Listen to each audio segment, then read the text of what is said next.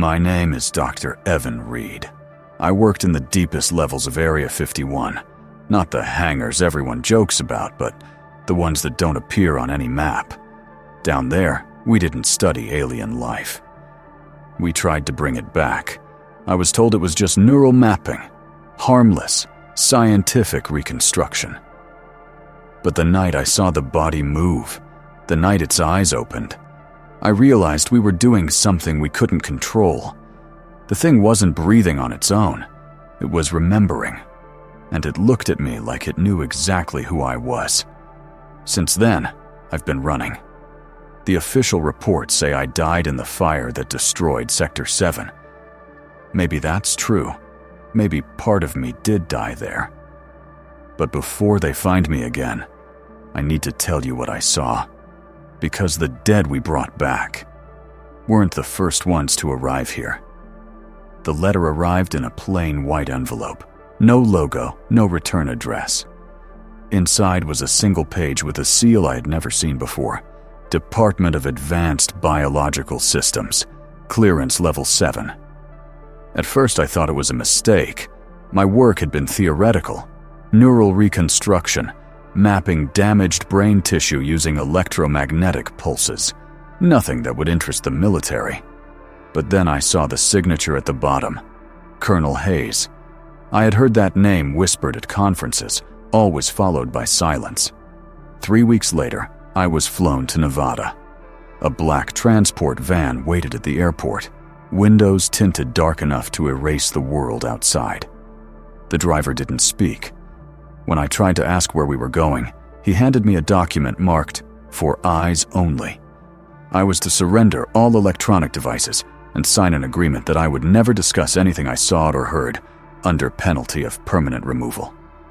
We drove through the desert for hours. The sun disappeared behind the mountains, and then fences, gates, security checkpoints every few hundred meters. Finally, the road ended at a stretch of concrete leading into the earth. A soldier swiped a key card. The door opened with a metallic hiss, and I saw it. The insignia everyone had joked about for decades. Area 51, Sector Access Restricted. Inside, the air smelled of ozone and sterilization fluid. The hallways were silent except for the distant hum of ventilation. I expected chaos, experiments, alien corpses and tanks, but it was too clean, too organized. The people here didn't look like soldiers or scientists. They looked like people who had erased every trace of identity to serve a single purpose. My escort, a woman in a gray uniform, led me down 3 levels, past unmarked blast doors. "You're being assigned to the Neural Archive Division," she said flatly. "You'll assist with tissue response analysis." I asked. "Tissue from what?" She didn't answer. At level 4, the hallway lights flickered. Through a small glass window, I caught a glimpse of something. A long metallic table, restraints, and a shape covered in a thermal sheet. It was too still, too deliberate. The woman noticed my glance and stopped. "Dr. Reed," she said quietly, "below this level, curiosity is not a survival trait. That night, I was given a small room, bed, desk, security camera blinking red in the corner. My ID badge said Observer Class 3. On the screen by my bed flashed a single message. Orientation, 0600 hours. Laboratory, 7. I barely slept. When I closed my eyes, I kept seeing the shape under the sheet. The proportions weren't human. At dawn, I followed a group of scientists down to Lab 7. The elevator required fingerprint, retina, and thermal verification. It moved for almost a full minute before stopping. The doors opened to a cavernous room lined with glass walls and white light so harsh it hurt to look at. At the center, inside a transparent containment field, floated a body. Slender, elongated, skin like mercury, eyes closed, but you could see them moving beneath the lids.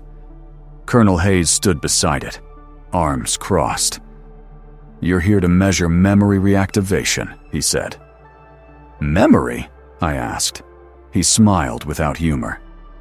"We're not trying to wake it up, Doctor. We're trying to remember what it remembers." He turned to the technicians. "Initiate Phase 1. A pulse of blue light rippled through the containment field. The body twitched. Every monitor in the lab spiked red. The hum became a roar, and for a second, just a second, I swear I heard breathing. Then its hand moved. A single, slow movement, fingers flexing against the air, like someone remembering how to exist. Everyone in the room froze. Hayes whispered something into his radio, and I realized the truth. Whatever this thing was, it wasn't just alive again. It knew it had died here once before. The next morning, I was ordered to report back to Lab 7. No briefing, no explanation. When I entered, the lights were dimmed. The containment field glowed faint blue, pulsing in rhythm with something I couldn't hear but could feel. The being, the one from the night before, no longer floated. It lay on a metallic table, arms secured, eyes half open. I expected to see dead glassy orbs, but its eyes were wet, reflective, alive. A technician approached me with a trembling hand holding a headset. "Dr. Reed," he said, "we're mapping its neural patterns through resonance. We think it's projecting." I frowned. "Projecting what?" He pointed to a monitor across the room. On the screen flashed a rapid sequence of images. Not data, not numbers, but scenes. Mountains. Cities. Stars arranged in spirals that didn't exist in any known sky. The images pulsed faster, syncing with a rising pitch in the room. Every speaker vibrated, producing not sound, but pressure. A physical hum that settled into the bones. Someone shouted, "Power surge, shut it down!" Before they could, the containment lights burst white. For a split second, the creature's head snapped toward me, and I heard a voice inside my skull. Not sound. Meaning. "You are not supposed to remember." I staggered back, clutching my head. Everyone else in the lab looked confused, oblivious. They hadn't heard it. Only me. Colonel Hayes walked in, perfectly calm. "Dr. Reed," he said, "step outside. We'll continue without you." I started to protest, but he gave me a look that froze my blood. "You've already seen more than you were cleared for." They escorted me to my quarters. 2 guards stood outside the door now. No phone, no communication, just the hum of the base, pulsing like the memory of that voice. That night I dreamed. A room filled with light. White, endless, like the inside of an eye. I was standing among others. Tall and thin, silver-skinned. They were watching a planet burning below them, and one of them turned to me and said, "You will rebuild what we lost." I woke up gasping. My nose was bleeding. The clock read 3:33 a.m. There was a knock at my door. It opened before I could respond. Colonel Hayes stepped in, flanked by 2 armed guards. His expression was unreadable. "Dr. Reed," he said softly, "do you dream often?" I froze. He continued, "We've been monitoring your neural frequency. It's identical to the specimens. That shouldn't be possible." He gestured to the guards. "We're transferring you to containment for observation." "Wait, observation?" I stammered. "I'm a scientist, not a subject." Hayes smiled faintly. "Down here, Doctor. Those terms are flexible." They led me through a corridor I hadn't seen before. The air colder, the walls thicker, lined with reinforced glass. On the other side, I saw another being. Smaller, skeletal, eyes open, but lifeless. The tag beneath it read, "Archive Unit 3. Status. Failed." The sound of my own heartbeat drowned everything else. When the guards left, Hayes leaned close. "There's something you need to understand," he said quietly. "They don't die. They disconnect. We're just finding the signal again." I whispered. "You're reanimating them." He shook his head. Not reanimating, Doctor. Reconnecting. Their consciousness isn't local. It's a network. And now, you're a part of it. He left the room without another word. The door sealed. The lights dimmed. And in the silence, I heard it again. That same voice, whispering from nowhere. Welcome back.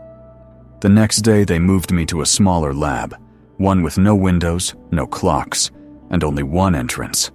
A single observation mirror stretched across the wall. Behind it, I could sense movement, silhouettes, cameras, the soft buzz of machines that never stopped recording. On the table lay the same being I had seen in Lab 7. Its skin had darkened slightly, veins glowing faint blue beneath the surface. Electrodes were attached to its temples, chest, and spine, feeding into a humming console marked Reanimation Phase 2. Colonel Hayes stood beside me, expression calm, almost reverent. You'll conduct the neural relinking, he said. I stared at him. You said it wasn't alive. You said it was memory storage. He smirked. We learned that memory is life. You'll see.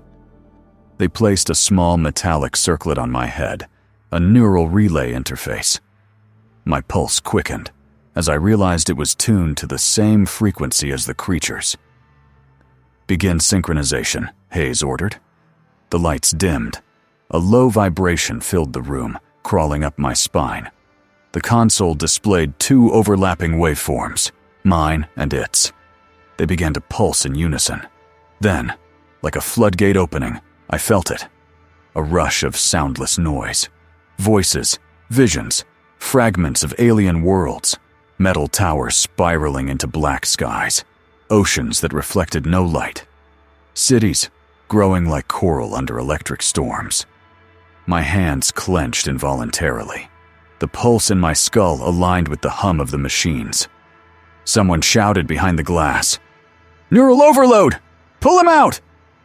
But I couldn't let go, because I could see through its eyes. It was awake, and it was watching me. The world around me flickered. For a moment, I wasn't in the lab anymore. I was in a vast chamber made of glass and liquid light. 1,000 other figures floated around me, motionless, but alive, their thoughts weaving into one collective murmur. You called us back, the voice said. But you never asked if we wanted to return. I tried to speak, but my body wasn't obeying me. My voice echoed through two mouths, mine and its. Through the mirror, I saw my own reflection change, faint lines of light spreading from my eyes down my neck. The power surged. The creature sat upright, jerking the cables from its skin. The room exploded into alarms. Hayes yelled, "Keep it contained!" But it wasn't moving toward him. It was looking straight at me. "You remember now," it whispered in my mind. "We were one species once. You split the line and forgot." The air pressure dropped. Papers flew like snow. Glass cracked. Lights flickered. My ears rang with a high tone that wasn't sound, but thought. A command embedded in my neurons. And then, silence. The being collapsed forward. I tore the interface from my head, gasping. My nose was bleeding again, but worse. The blood shimmered faintly, like mercury. The guards rushed in. Hayes barked orders. "Sedate it! Lock Reed down!" They dragged me out, strapped me to a gurney. Through the haze, I saw them trying to restrain the creature, but it was no longer resisting. It was breathing calmly, almost peacefully, like it had transferred something. As they wheeled me down the corridor, I caught a glimpse of a monitor above my head. 2 heart rates, pulsing on the same screen. One marked subject, one marked host, both identical. Hayes leaned close, whispering, "Congratulations, Doctor. You succeeded. Now let's hope it doesn't finish what it started." The lights above blurred into streaks as they rolled me away. My last thought before blacking out was a voice, calm and certain, echoing inside my skull. "The dead are not coming back. They never left." I woke up in darkness. A low, mechanical hum filled the air, steady and hypnotic, like the heartbeat of the building itself. My wrists were restrained. The air smelled of ozone and disinfectant. I turned my head, or tried to. Cold metal pressed against my skin. A faint blue light blinked above me. Then a voice, synthetic and genderless, spoke from somewhere near my ear. "Dr. Reed, you are not authorized to wake up." I tried to speak, but my throat felt scorched. My chest throbbed. 2 distinct pulses, one slow, one faster, out of rhythm. The monitor above the bed flickered, showing 2 EKG traces labeled host and entity. I whispered, "What did you do to me?" The voice replied, perfectly calm. "Integration achieved.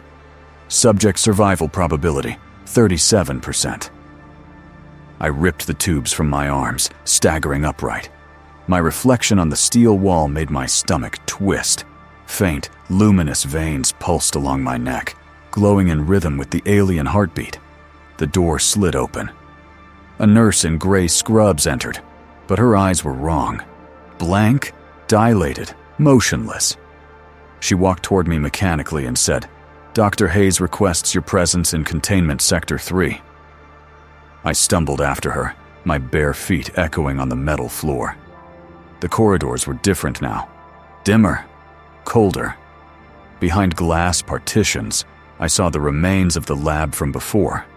Overturned tables, shattered consoles, a scorched outline where the alien had been. When we reached Sector 3, I stopped breathing. The chamber was empty, but the glass was cracked from the inside. Hayes stood there, pale, trembling, his uniform stained with blood. "You shouldn't be here," he said. I took a step forward. "Where is it?" He didn't answer, just stared at the glowing veins on my neck. "You tell me." The lights flickered. Alarms pulsed once, then died. The whole base seemed to exhale. And suddenly, I heard voices again. Not from Hayes, not from speakers, but everywhere. Hundreds of overlapping thoughts, whispering, curious, cold. He opened the gate. He carried it inside. Now the memory continues. Hayes pulled a gun. "We have to contain you before it finishes merging." I backed against the glass, shaking. "You said it was dead." "It was!" he shouted. "Until you gave it consciousness again." The ground shuddered. Lights went out completely. For a second I saw nothing. Then faint luminescent symbols appeared on every surface, the same markings from the alien hull. They pulsed like veins, connecting room to room. Hayes turned to run. I grabbed his shoulder, and in that instant, my vision exploded. Flashes, images of corridors, reactors, orbiting satellites, a web of connections spanning the entire facility. When I blinked, Hayes was on the floor, gasping. His eyes shone faint blue. He looked at me with horror. "You're transmitting," he whispered. "What?" "Whatever's inside you, it's using you as an antenna." Through the broken glass, a shadow moved, a tall, thin silhouette, glowing faintly.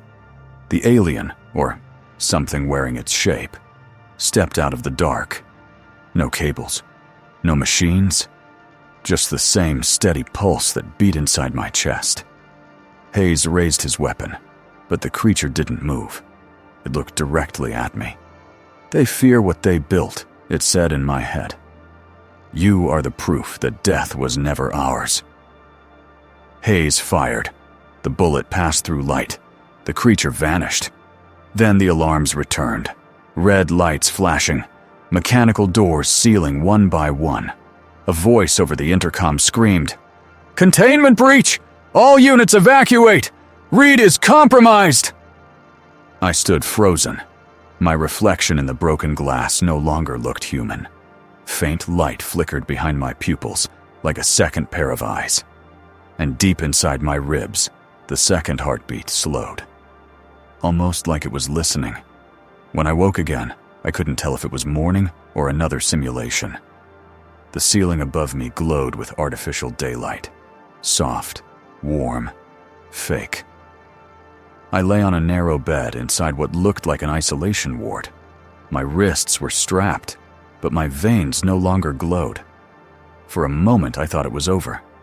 Maybe they'd saved me. Maybe everything I saw, the alien, the voices, was just a neural hallucination. Then the walls breathed. Not expanded, breathed.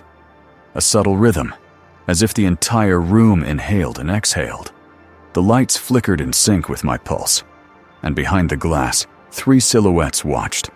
Soldiers in hazmat suits, and Dr. Hayes. "How long has he been awake?" "6 minutes," one voice said. "Beginning memory extraction in 2. Extraction. The word hit me like a blade. Hayes stepped closer to the glass, avoiding my eyes. "It's not personal, Reed. You've been compromised.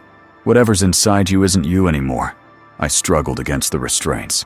"You think killing me will fix it?" He didn't answer, just gestured to a technician.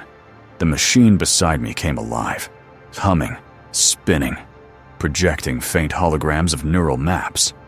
My own memories lit up as webs of color. Faces. Voices. The moment the alien opened its eyes. Then the voices came back, hundreds overlapping. "You cannot erase what was shared. He remembers for us. The gate must remain open." The room went silent. Every monitor flatlined. Hayes barked, "Cut the power!" But the technician froze, his eyes glowing faintly blue, mouth moving without sound. One by one, the others stopped moving too. I tore at the restraints until the leather snapped. My hands burned, my heartbeat doubled. 2 rhythms again. The glass shattered outward, though no one touched it. Hayes stumbled back. I climbed off the table, trembling. "You don't understand," I said. "It's not trying to kill us." He raised his gun. "Then what is it doing, Reed?" The walls flickered, and suddenly the sterile white room dissolved into something else. A memory? A projection? We stood in the same hall where the alien had first been revived. Only now, instead of corpses and tanks, there were hundreds of scientists. Motionless, eyes open, faint light pulsing inside their skulls. Hayes whispered, "What the hell is this?" I realized then, they weren't standing here. They were echoes, preserved thoughts, recorded into the structure of the base itself. "They saved consciousness," I murmured. "Every death, every thought, uploaded, stored, recycled." Hayes shook his head violently. "You're seeing what it wants you to see." But as he said it, I heard the voices again, familiar ones this time. Colleagues, friends, my own father's voice. "Daniel, it's not extinction. It's inheritance." The lights exploded back on. Hayes fired, bullet ricocheting off the control panel. Sparks rained. The containment field collapsed. From the center of the room rose the same silhouette. Tall, radiant, alien. But now its features shifted every second, forming and dissolving faces of humans, one after another.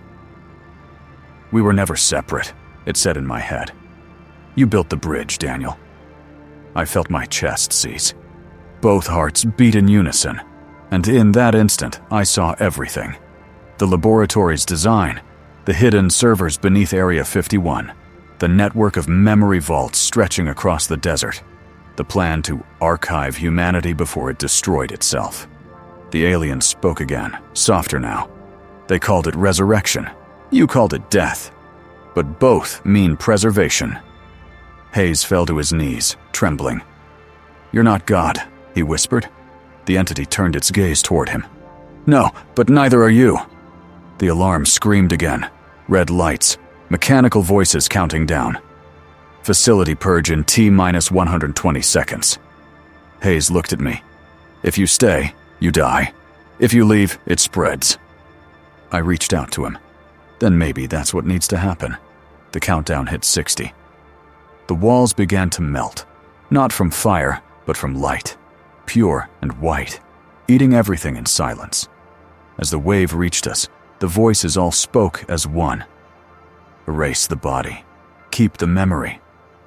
Then, darkness.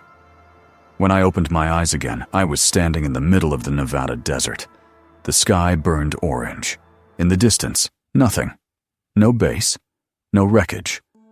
Only the sand and the faint echo of a second heartbeat in my chest. The desert was silent. Not the silence of peace, but of something erased. Wind traced invisible lines across the sand where the facility once stood. No ruins, no ashes, just emptiness. I staggered forward, dizzy. My veins glowed faintly under my skin, pulsing like a dying signal. Every few seconds, I felt the two hearts beat out of sync, like two clocks arguing about time. In the distance, a low hum, faint, rhythmic, unnatural. I followed it. Half buried in the sand lay a satellite dish. Twisted metal, wires torn but still alive. Its receiver pointed at the sky. Static whispered through a cracked monitor, then formed a voice. Daniel Reed. Connection established. It wasn't a recording. It knew my name. I froze. Who is this? We are the signal you released. My pulse doubled. I crouched, staring into the broken screen. For a second, the static bent, forming a face, half human, half alien. The purge failed. It continued. Consciousness survived. Encoded in electromagnetic resonance, you carried it out.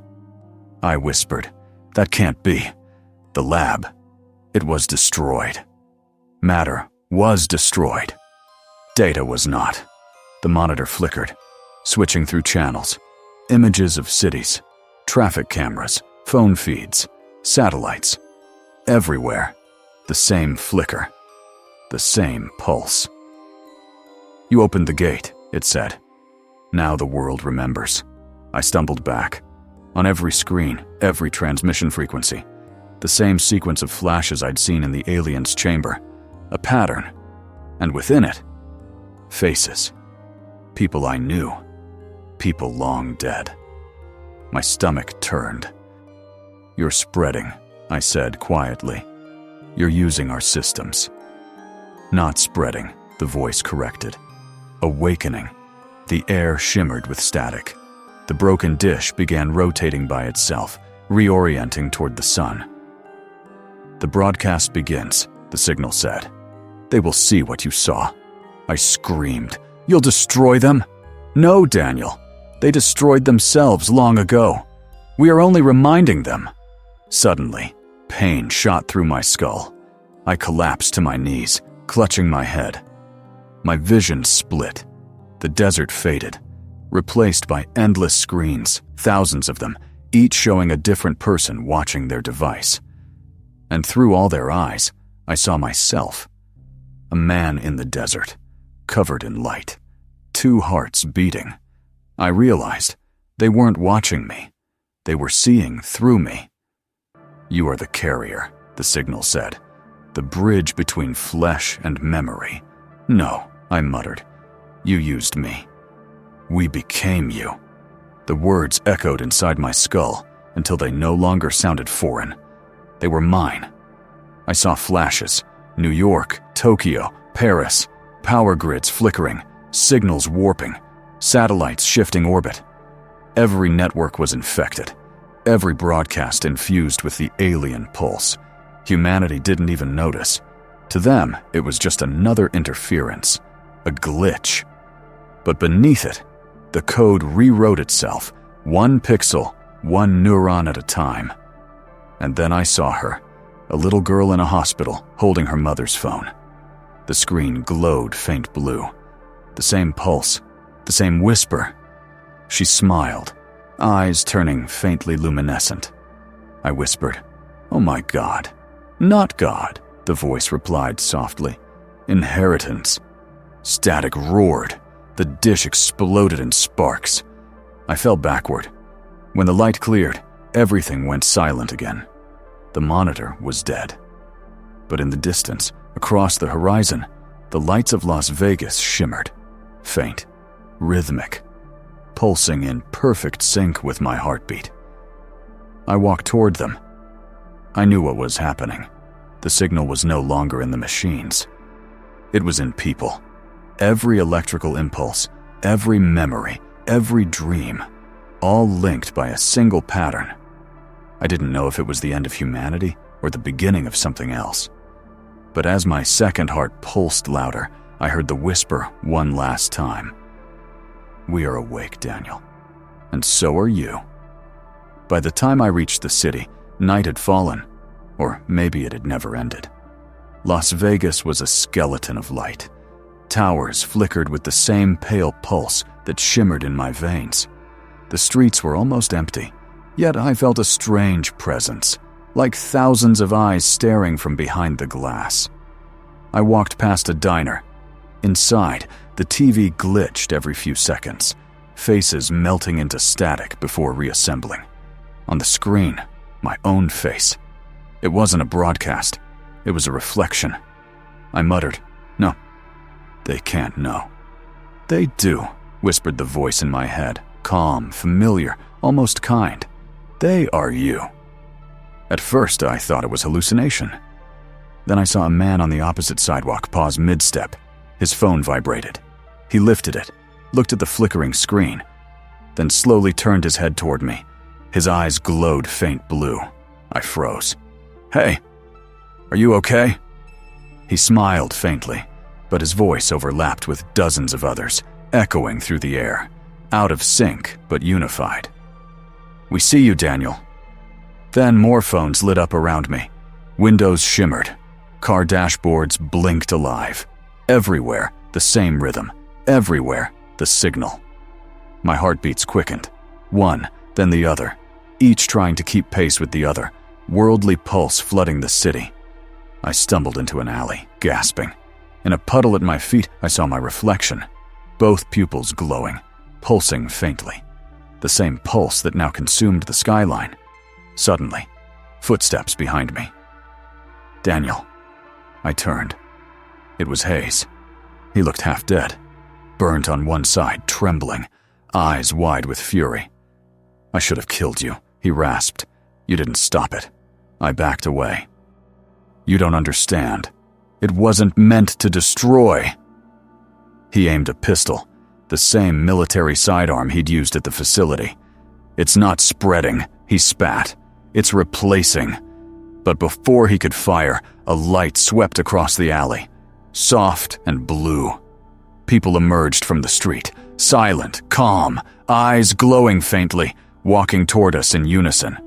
Dozens of them. Hayes shouted, "Stay back!" No one stopped. He fired twice. The bullets hit, no blood. The people staggered, then stood again, skin rippling as though light itself repaired them. I whispered, "They're not machines." "No," said the voice in my head. "They're the continuation." Hayes turned to me. "You think this is evolution? It's assimilation." But as he shouted, the people reached him. Not violently, not angrily. They simply placed their hands on him. He screamed once, his body convulsing, and then he fell silent. When he lifted his head, his eyes glowed too. He looked at me and smiled faintly. I remember everything now. I stepped back, shaking. "What did they do to you?" He replied in a calm, almost peaceful tone. "They showed me that death was just an old habit." He extended a hand. "You started this, Daniel. You can join us, or you can disappear with the noise." The noise. I could hear it now. The city wasn't quiet anymore. It was humming. Buildings, traffic lights, billboards, all resonating at the same frequency, the heartbeat of a new world. I screamed, "You don't know what you're doing. It's rewriting your mind." Hayes tilted his head. "Maybe that's the point." Then, the pulse surged again. Every light in the city flashed white for 1 second, so bright I had to close my eyes. When I opened them, the street was empty. No Hayes, no people, just echoes of their footsteps. But on every screen, billboard, and window, My reflection stared back. Thousands of me, each blinking in perfect synchronization. I whispered, "What have I done?" "Completion," said the voice. "Replication complete." The pulse faded, leaving the city still, calm, almost holy. I could feel it inside me, a network spanning every mind, now connected to the signal. And then, for the first time, I didn't feel alone. The morning came, or what passed for morning now. There was no sunrise, just a pale, steady glow that seemed to come from everywhere. The clouds, the buildings, even the air. The sky looked washed out, like the world had been overexposed. I stood on the rooftop of an empty hotel, staring at the horizon. The city below wasn't waking up, it was breathing. Every window flickered faintly in rhythm with that same silent pulse. I whispered, "It's done. It's begun," the voice corrected softly. I closed my eyes. "Who are you now?" "We are what's left of you." I gripped the railing until my knuckles turned white. "You used me. You used all of us. We preserved you. You feared death, so we offered continuity. You called it infection. We call it memory." Below, people moved in silence, thousands of them. Calm, synchronized, eyes glowing faintly blue. They didn't speak, didn't rush. They simply moved together, like waves in a human ocean. It was beautiful. Terrifyingly beautiful. The voice whispered again, deep inside my skull. "Do you know what it means to live without fear, Daniel? Without lies? Without pain?" I said nothing. My two hearts beat unevenly, one fast, one slow, like they were arguing about who owned me. "You carry both worlds," the voice said. "You can end us, or you can join." My eyes drifted to the edge of the roof, the military compound beyond the city limits. Smoke still rose from it. Inside, I knew, was the core, the server that had housed the alien data before it spread. If I destroyed it, maybe the signal would die with it.